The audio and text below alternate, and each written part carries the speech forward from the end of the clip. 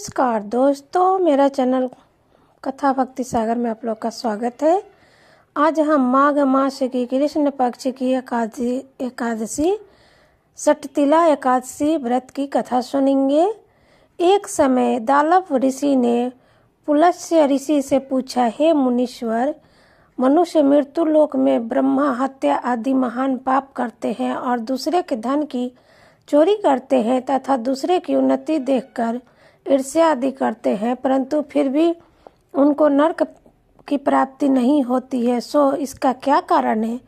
वह न जाने कौन सा अल्प दान या अल्प परिश्रम करते हैं जिससे उनके पाप नष्ट हो जाते हैं। यह सब आप कृपा पूर्वक कहिए। इस पर पुलस्त्य महात्मा बोले, हे मुनिवर, आपने मुझसे अत्यंत गंभीर प्रश्न पूछा। इससे सांसारिक जनों को बहुत लाभ होगा। इसको इंद्र आदि देव भी नहीं जानते, परंतु मैं आपको यह गुप्त भेद अवश्य बताऊंगा। माघ मास के आने पर मनुष्य को स्नान आदि से शुद्ध रहना चाहिए और इंद्रियों को वश में करके तथा काम, क्रोध, लोभ, मोह, ईर्ष्या, अभिमान आदि का स्मरण नहीं करना चाहिए। उसको हाथ पैर धोकर पुष्प नक्षत्र में गोबर, कपास, तिल मिलाकर उपले बनाना चाहिए। उन कंडों से 108 बार हवन करे और यदि उस दिन मूल नक्षत्र हो और द्वादशी हो तो नियम से रहे। स्नान आदि नित्य क्रिया से शुद्ध होकर भगवान का पूजन कीर्तन करना चाहिए। एकादशी के दिन व्रत करे और रात्रि को जागरण तथा हवन करे। उसके तीसरे दिन धूप दीप नैवेद्य से भगवान की पूजा करे और खिचड़ी का भोग लगाना चाहिए। उस दिन श्री कृष्ण भगवान का पूजन करना चाहिए। उनको पेठा, नारियल, सीताफल या सुपारी सहित अर्घ्य देना चाहिए और फिर उनकी स्तुति इस प्रकार करनी चाहिए, हे भगवान, आप शरणों को शरण देने वाले हो, आप संसार में डूबे हुए को उद्धार करने वाले हो, हे कमल नेत्रधारी, हे विष्णु भगवान के जगत रूप, आप लक्ष्मी जी के सहित मेरे इस तुच्छ आराध्य को स्वीकार करें। इसके पश्चात ब्राह्मण को तिल दान करना चाहिए। इस प्रकार मनुष्य जितने तिल दान करता है वह उतने ही सहस्त्र वर्ष स्वर्ग में निवास करता है। तिल स्नान, तिल की उबटन, तिलोदन, तिल का हवन, तिल का भोजन, तिल का दान, यह षटतिला एकादशी कहलाती है। इससे अनेक प्रकार के पाप दूर हो जाते हैं। एक दिन नारद ऋषि बोले, हे भगवान, आपको नमस्कार है।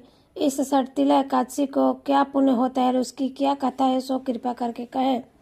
श्री कृष्ण बोले, हे नारद, मैं तुमसे आंखों देखी सत्य घटना का कथा कहता हूँ, इसको ध्यान पूर्वक सुनो।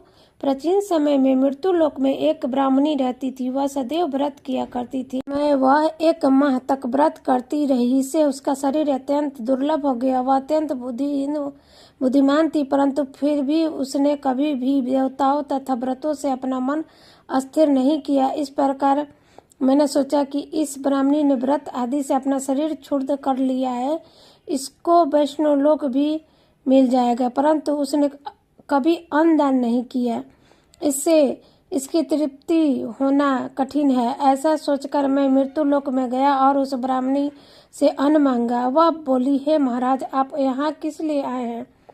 मैंने कहा कि मुझे भिक्षा चाहिए। इस पर उसने मुझे एक मिट्टी का पिंड दे दिया। मैं उसे लेकर स्वर्ग लौट गया। कुछ समय बीतने पर वह ब्राह्मणी भी शरीर त्याग कर स्वर्ग आई। मृत्यु पिंड के प्रभाव से उसे